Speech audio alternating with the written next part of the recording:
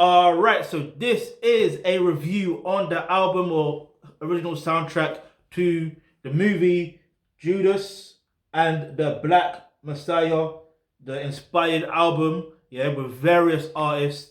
The artwork is basically the art, is of it's just basically Judas and the Black Messiah. When I first found out about this movie, right, I was like, um, why are they calling it that? Do you know what I mean? Why are they saying Judas? And then I realized something with the Black Messiah. There was um there was this movie. I think it's called Panther. I can't remember. I think it's called Panther. But in regards to the Black Panther Party, it came out in the 90s, yeah, and which is interesting. They came out then, but yeah, and what's interesting was I believe at the beginning of the actual film there is footage of J. Edgar Hoover, who's basically, you know, the head honcho of when starting, I believe, the FBI and CIA. And yeah, he basically said there will never be a black messiah unless we create him. Like I remember those words vividly. And then this is not me taking shots at. In fact, let me not even get into that for now. Let me just dive deep into this album and then we can talk about that, right? Alright, so there's basically 22 tracks. Technically 21, but 22 tracks. Because the last track is a bonus track. But alright, because there's various artists, it means that there's various artists. Such as the first track is basically, well, it's not really a track. It's, well, the first technically track. Counter Intelligent Pro. That's basically what it stands for. Counter Pro. December 4th. Chairman Fred Hampton Jr. So that's him talking. Fred Hampton, son. He's talking in that, which is interesting. Um, yeah, so that's it. Because basically this is based on the movie and regards around Fred Hampton, which is very, very interesting. I need to go watch that movie and I could do my review on that movie when I'm able to watch it. All right, so then there is Fight for You from the original motion. Okay, yeah, we know it's from the original from the movie. By her. Then there's EPMD by Nas. I'm gonna mention something in a minute as well in regards to Nas. Then there's Welcome to America featuring Black Thought, C.S. Armstrong, and Angela Hunt. I only heard of Black Thought before, but never C.S. Armstrong and Angela Hunt. Hunt. Why did I say Hunt? Anyway, then there's What It Feels Like featuring Nipsey Hussle and Jay Z. Then Broad Day by Hit Boy, but I think it's got a feature on there, a small feature on there by Nipsey Hussle. I'm gonna talk about that track afterwards in a minute. Then there is Plead the 45th by Smino and Shabba. Okay, it's interesting they mentioned Plead the 45th. I guess that is in regards to Donald Trump when he was president. In fact, was it that song then? Oh, I can't remember. I think it was. Probably was then. Never heard of those two, but anyway. Then there's Something Ain't Right featuring Masego, Jid, and Rhapsody. When I was listening to this, I wasn't looking at the track listing and seeing the names there. I was just listening for the sake of listening. And I was thinking to myself, before Rhapsody even did her thing on here, I was like, you know what? There needs to be Rhapsody on here. Like either Star Rock or Rhapsody. Like she just need, like, this is fitted well for her. Like it just fits well for her. You know when something is, something is for that person. Like it's destined for that person. And then when I heard her rap, I was like, yo, I'm good. I'm good. I'm good. I'm happy. I'm pleased. You see what I mean? Because if you see my review on NECA, the Pretty Serpent, that album, like I kind of reference how there should be certain other people on there. Do you see what I mean? I won't go too much deep into it, but when this is over, you can go, watch that. Well, anyway. Then there's Letter to You by BJ the Chicago Kid. Then there's On Your Mind by Little Dirk. So I'm liking how they have featured artists from um yeah, they're featured artists from Chicago. Yeah, in case you are not aware, Fred Hampton, was in Chicago, and that's where he got assassinated as well. We got murdered. Get me? Um, what was I gonna say? Then there is the song "Praise" by White Dave. Um, what was interesting, I was like, when I looked up the name White Dave, I was like, who the hell is White Dave? But then I realized he was on the Black Panther soundtrack as well. But on top of that, like he's actually Ryan Coogler's brother as well, and Ryan Coogler is the director for this movie, which is interesting. So I sort of say I know already, but I do feel that he did Thing justice. He did Fred Hampton justice. You know what I mean? Like, especially if the family's involved. You know what I mean? Like, yeah. And then there's the song "All Black" by G Herbo. Again, that Chicago connection. It's good to have someone from that area. Do you see what I mean? Like, um, then there's I Declare War featuring Nardo Wick. Then there's No Profanity featuring Pooh Shiesty. Then there's The Last Man Standing featuring Polo G. Again, another Chi-Town brother. Then there's Respect My Mind by Dom Kennedy. Then there's Revolutionary featuring Bob J and G Herbo. Right, G Herbo got 2 tracks in there. Now that's interesting. Then there is Teach Me featuring Sir. Right, imagine that. Sir and her. Anyway. Then there is Contagious featuring Safe and Cleona Lede. Then there is Rich Nigga Problem featuring ASAP Rocky. Then there is the outro. Then there is Black Messiah featuring Rakim. And that is the bonus track. Imagine that. The bonus track is with Rakim. Repeat that again. No, I won't. Do you know what I mean? It's good that he was able to, because I rarely hear from Rakim, innit? Like, the God MC.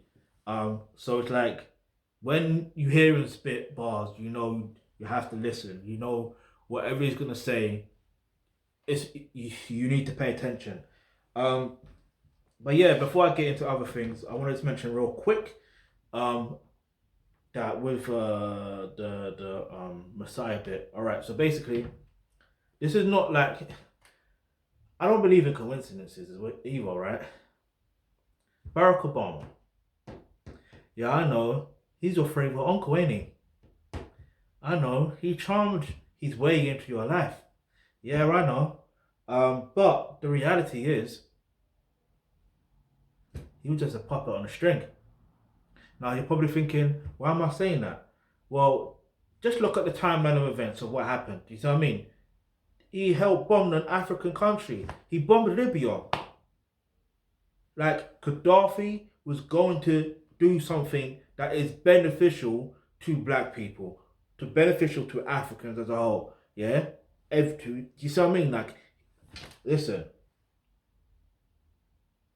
And it was basically I don't want to say it's gonna undermine the oppressors and stuff like that, but it probably was, because it's like, oh, now you're getting power. You want that power where you have control of your currency. No, we got to have control of your currency, because that's what it is right now. They have control of our currencies. So having someone, let me not even get into it like that. Let me keep it plain and simple, right? All right. So when I said that the Messiah part in regards to J. Edgar Hoover, that's who I believe they were making. That's who they think. Like, think about it. I've seen a lot of people that think Barack Obama was, the president, or he was, but like, he's the Messiah. The way they're going on about him, you see what I mean? Like, I'm not here to down the brother, don't ever get it twisted, but if someone is done wrong, they're done wrong, innit? Like, best to hold them accountable. Can he repent from his ways? Of course he can. You know what I mean? Like, he can correct his wrongs. Yeah? I'm not gonna let people feel like they can't correct their wrongs, because who am I to say anything? Like, I've done a few wrongs in my past and stuff like that. I've corrected my behavior. I've learned and I've grown. So, do you see what I'm saying? Like, so it's not even that. But the point I'm trying to make is, if you look at how the presidency is and all that stuff there and politics is, you are going to see it's like nothing but poor lies and tricks. And they basically groomed Barack Obama to become literally the black messiah. So you think he was there to help us, when in actual fact it didn't work in our favor, because more people got locked up still that are innocent. Yeah, more black people as well. I don't want to say more, like I have all the statistics, but a lot of people, there were still black people getting gunned down by police. Yeah, you know what I mean? Like, how many days did Obama take to talk about was it Trayvon Martin, I believe at that time, or was it Michael Brown? It was one of the two. Do you see what I mean? So like, he took ages as far as I remember. He didn't take straight away to do the press conference. Like, you think if I'm president, and there's a black man, or young black boy rather, that's being gunned down by either the police or a vigilante, do you know what I mean? Like, do you know what I mean? Do you think I'm just gonna take days to respond? Obviously, I want to have as much information as possible. Yeah, so put me through to their parents, or put me through to people who you think that was there. Let me, or do you know what I mean? Talk about the situation, and then boom, do the press conference and say, boom, we're gonna put certain things, like you put certain measures in place to prevent these sort of things. Do you know what I mean? Like, there's, like, I'm telling you, yeah, when there's a will, there's a way. Yeah, if you want to solve a problem, you can solve a problem. Yeah, you can find ways to solve a problem. It's not that hard.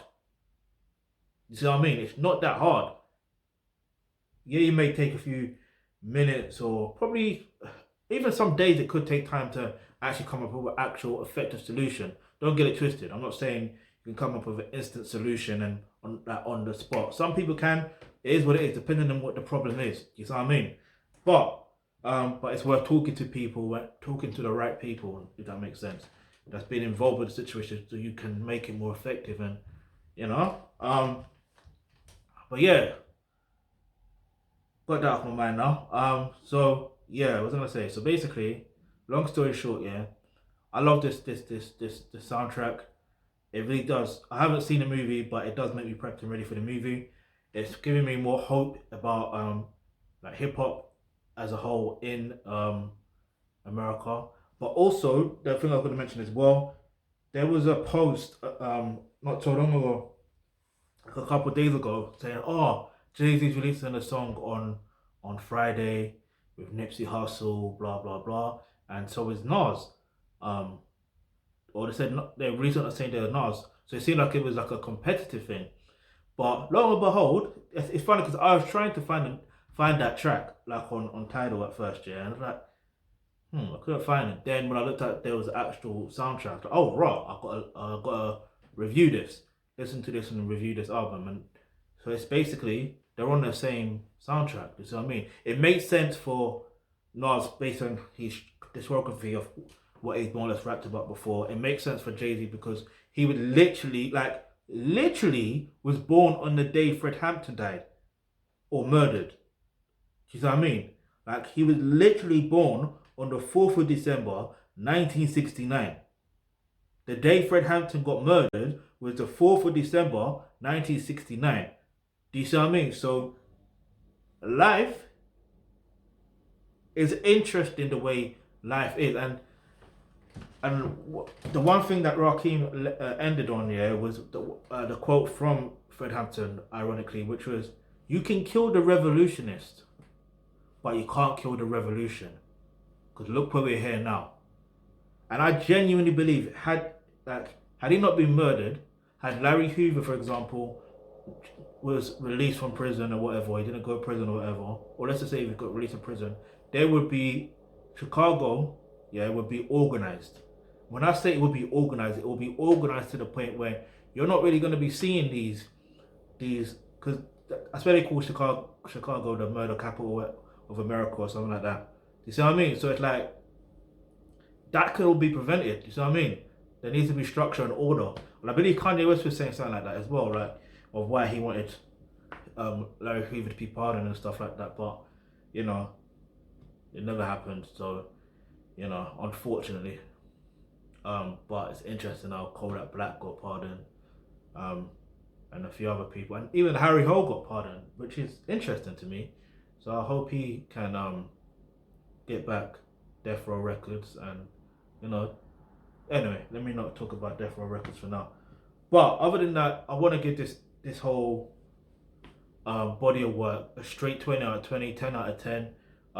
There's a lot of stuff that I could go into. Like if I was to break down every single song, we'll be here for like half an hour to 40 minutes. So I'm not going to keep you long. But I will say this. Definitely go watch the movie. Definitely listen to the soundtrack. The link is in the description box below. And if you want to help us, you know, rebuild the infrastructure in the African and Caribbean diaspora and just help carry on the legacy of Fred Hampton and what he stood for and what the Black Panthers stood for, then I say click the link in the description box below where it says make a donation. You can make a donation of any amount, and so we're able to, you know, put things into place to be able to carry on that legacy and really rebuild the infrastructure in the African and Caribbean diaspora. Because listen, enough is enough. Yeah, enough is enough. Like we genuinely do have the power. Like I believe I think it was G Herbo, no, was it him or Polo G, mentioning about how like the marching, yeah, something to do with the marching. I forgot what he said, but it just made me realize we gotta put in more action. You know what I mean? Yeah, we gotta be more. We gotta do what's for us. That's as simple as it gets. Yeah. Anyway, I know it's a heavy subject, and some people don't want responsibility. Some people fear death and all that stuff there. But shit, you know what? I don't wish death on nobody. But you know, you gotta fight. you gotta fight. Whether you're a man or a woman, you gotta fight. Like there's different ways of fighting. Don't get it twisted. Yeah, if you know about the art of war, there's different ways, different tactics. Yeah, and one way is the information. Yeah. The information war, oh, it's on. So that's why we gotta educate our people properly. Because imagine, look, deep this here for a moment. Imagine if every, like, I'm gonna focus on the state of Chicago, yeah? Imagine if the state of Chicago, every person, whether they be black, white, Asian, whatever, imagine from an early age, yeah, they learned about the Black Panther Party and what they stood for and what they represented, yeah? Imagine if they learn about true humanity, all that stuff there, do you reckon Chicago would be the murder capital of America? Leave your answer in the comment section below. Because I don't think there would be. I genuinely don't think there would be. That's how important having the right education is. Because it gives you a different mindset. And when you have a different mindset, you're able to react different. You see what I'm saying? Especially if you know how to deal with your emotions and your problems effectively. That's another thing that, you know, people got to learn as well from an early age. But anyway, the link to the album is in the description box below. Like I said, 20 out of 10, 10 out of 10, 100 out of 100. Well worth the listen. Yeah, and I think it was very smart that they put a lot of artists out from a lot of artists from Chicago there. So, got any suggestions? Leave that in the comment section below. Hit the subscribe button. Hit the bell notification because you never know, the video you suggest might just be next.